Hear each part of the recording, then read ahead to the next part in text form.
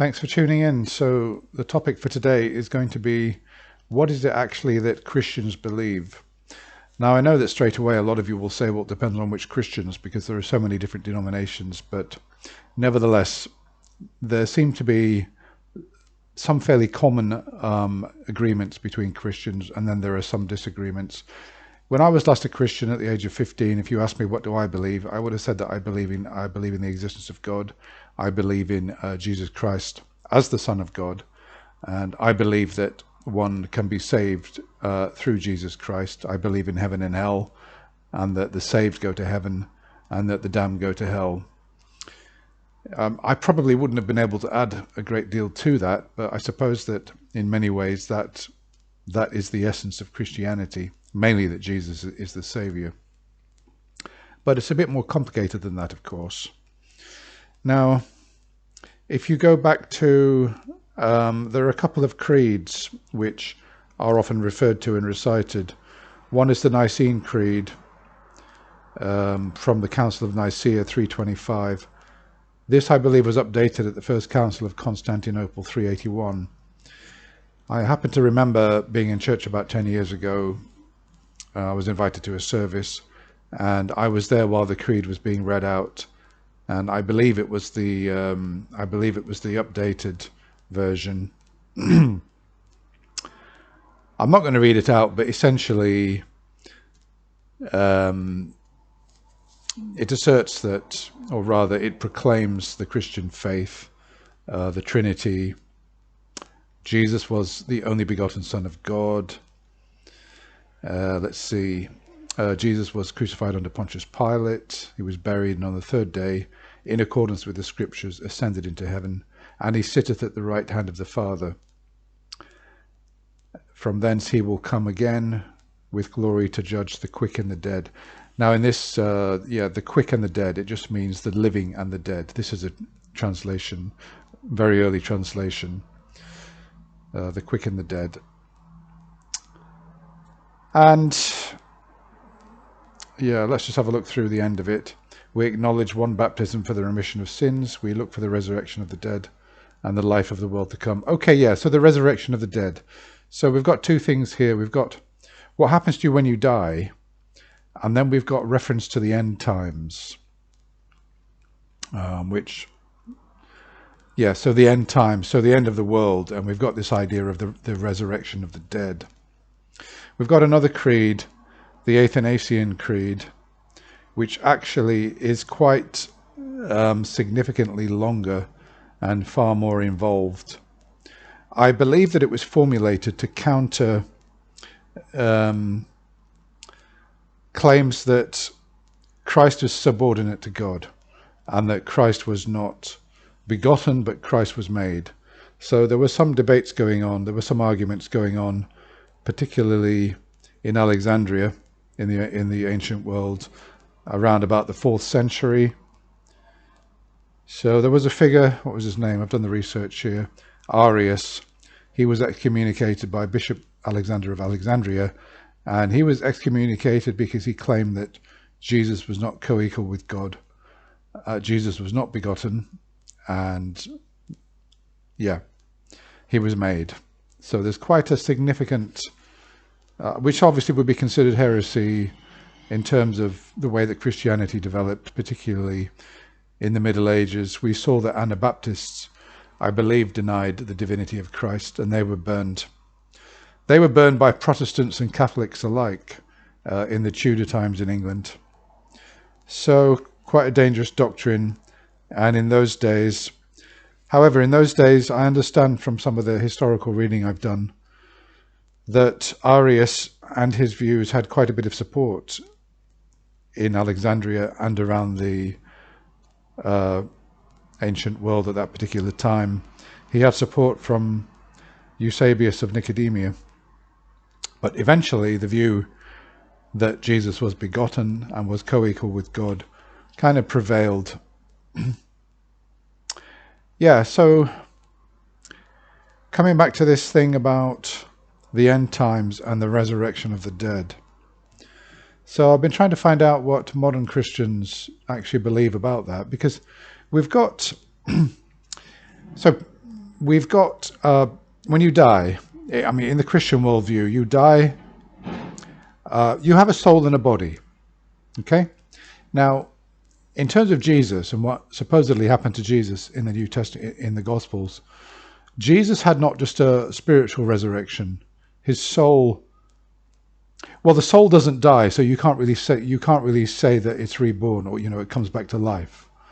So this thing about bodily resurrection is quite important, because the body does die, whereas the soul doesn't. So you can't really say that the soul is resurrected. So the bodily resurrection is quite an important thing, and it's quite an important thing to Christians, that Jesus was resurrected not only in his his spirit as such, or at least his spirit never died, but in particular his body came back to life. And as we see in the Gospels, Jesus' body was actually seen, or they claimed that it was seen. Thomas saw the holes in his hands, and the body was actually reanimated back to life. So for the end times, many Christian traditions, even up to the present day, hold that in the end times there will be a resurrection of the dead.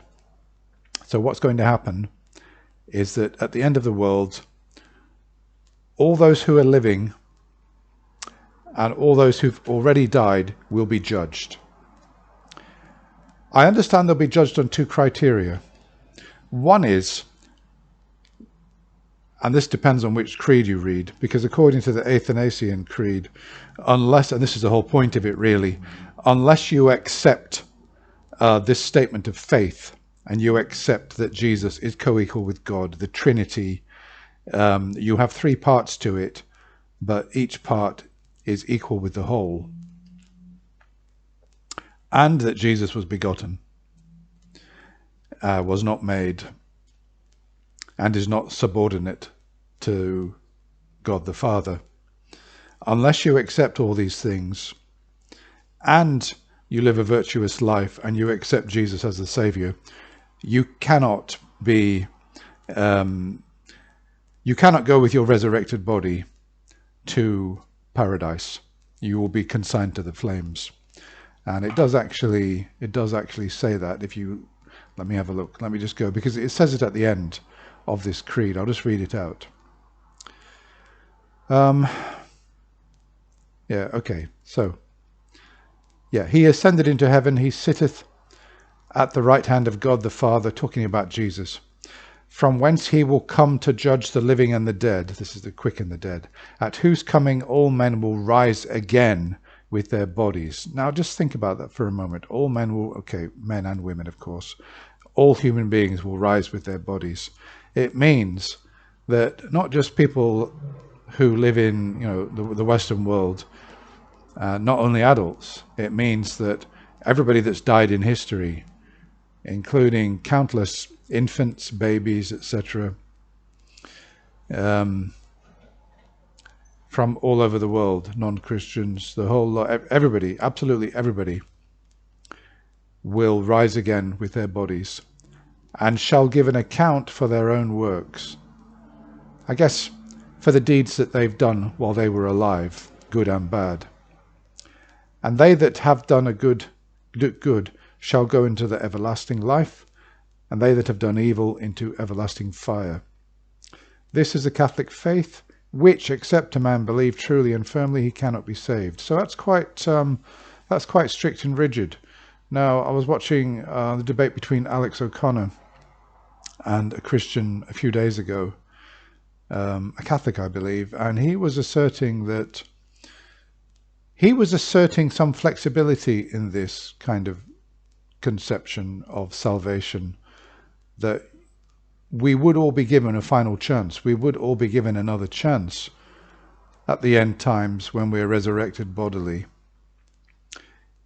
We would actually be given a chance, and we would have this opportunity to save ourselves.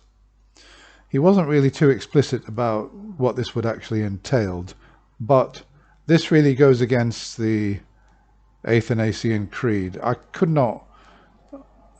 Based on this creed, I could not accept that there would be any flexibility, because it's fairly explicit that you have to accept this while you're living your life on earth. and that you can't simply live your life, for example, as an atheist or as a Muslim or any other religion, die, and then on the end times you're resurrected into your body, and then just simply say, oh, right, now that I'm in this position and I can see that Jesus is real, etc., etc., yeah, of course, I'll accept Jesus as my Savior. I can't quite see that. That would be the case, and I'm not really sure that it would be fair to say that we've got a religion like Christianity, which puts a lot of emphasis on accepting Jesus as the Savior while you're alive and doing good deeds while you're alive, and then dying and then coming back at the end times and getting saved anyway. So the Athanasian Creed certainly indicates that that would not be the case. But just coming back to this resurrection of the dead, it raises questions. Before the end times, and we have the resurrection of the living and the dead, or the living and the dead will appear in their bodies, and the dead will get back their bodies that when they died they gave up. So in other words, if you were a child and you died, I presume that on the end times you will get back your body as it was when you died as a child or even as a baby. I don't know how babies are going to give an account of themselves. Well, I suppose there will just be, I suppose that will be catered for somehow, but I can't imagine how. But what happens in that case before the end times? We've got billions of people dying. Billions of people have died so far in history. The bodies have rotted in the earth. Some have been cremated. Now, I understand that it was a crime to dismember a body unless you were a criminal. Criminals apparently were the only class of citizens who could be dismembered. I understand in Tudor times they could be dissected, but other people couldn't. So there was some sort of belief then that the body would be buried, and that at some point it would be reunited with the soul on the end times. But the question is, what happens to the soul while we're waiting for the end times to arrive? Is there some kind of spiritual territory where all these souls are waiting for the end times? Or do you get a kind of preliminary prejudgment where if you weren't a Christian on earth, and if you didn't accept Jesus as your Savior while you were alive, what would be the point in your soul sitting around in a kind of limbo, waiting for the end times to be judged? Because you're going to be judged harshly anyway, because you never accepted Jesus while you had the chance. Are we to believe that there will be a kind of stay of execution, which is going to be inevitable anyway, and that only those who truly believed in Jesus and held to, for example, the Athanasian Creed, are the ones who are going to be resurrected in body? So as I understand it, from some of the theological reading that I've done, and some of the theologians, Christian theologians, different leaders of different churches, Methodists, Anglicans, Catholics, etc., I understand that there will be a kind of sleep for the souls who are the souls of the dead who die before the end times. And they will be kind of waiting around for the end times to arrive, and then they'll be judged. Everybody will get their bodies back, the good and the bad, the believers and the non-believers. And then finally, we'll all be divided off. The believers and the virtuous will be going to paradise, and the rest of us will be going off to everlasting flames. That seems fairly clear. Yeah. Well, that seems to be about it. I know there are some differences reading through the different denominations. Not all branches of Christianity hold to that model. I don't know.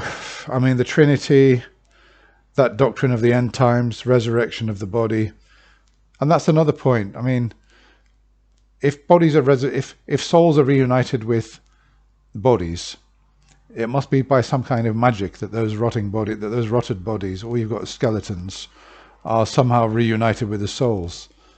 That doesn't really. By what means does that happen? It must be some kind of divine command, some sort of divine mechanism in order for that to happen.